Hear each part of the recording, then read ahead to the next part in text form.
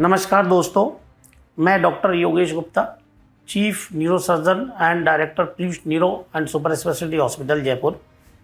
आज मैं आपको ब्रेन स्ट्रोक के बारे में कुछ बताना चाहता हूँ। स्ट्रोक जो वर्ड है वो बेसिकली बहुत कॉमन हो गया है। बेसिकली ब्रेन स्ट्रोक जो है दो तरह से होते हैं। एक होता है इस्चेमिक स्ट्रोक, जिसको इन्फार्क्ट भी बोलते हैं।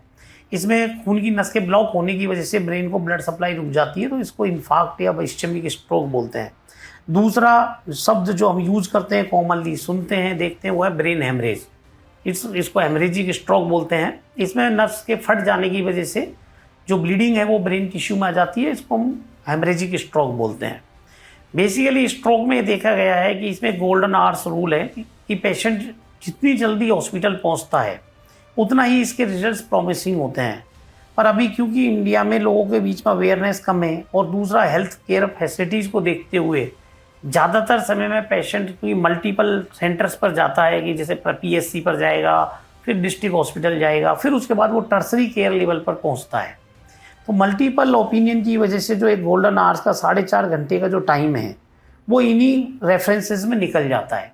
मेरा एक सभी को सलाह है कि जब भी स्ट्रोक के बारे में आप पढ़ें, सुने और समझें, जितनी जल्दी हो इसमें सीधे आप टर्सरी लेवल के सेंटर पर ही पहुंचे, जहां पर स्ट्रोक को मैनेजमेंट की सारी सुविधाएं उपलब्ध हों, जिससे वो पेशेंट जितने पेशेंट जल्दी से जल्दी उस गोल्डन आवर्स में हॉस्पिटल पहुंचते हैं तो उनकी रिकवरी के चांसेस बहुत ब्राइट और बहुत बढ़ जाते हैं।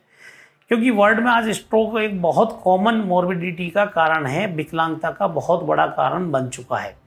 तो इसके लिए सोसाइटी में हमें एक जागरूकता लानी होगी, लोगों को समझाना होगा कि भाई इसके लिए जहाँ पर स्ट्रोक की यूनिट है, स्ट्रोक को ट्रीट करने की फैसिलिटी है, हमें डायरेक्ट वहाँ जाना है, ना कि छोटे छोटे सेंटर्स पर जाके उस समय को व्यर्थ करना है।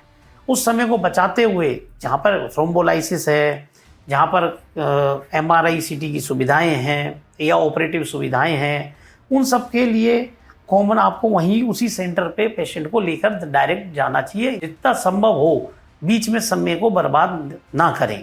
Thank you.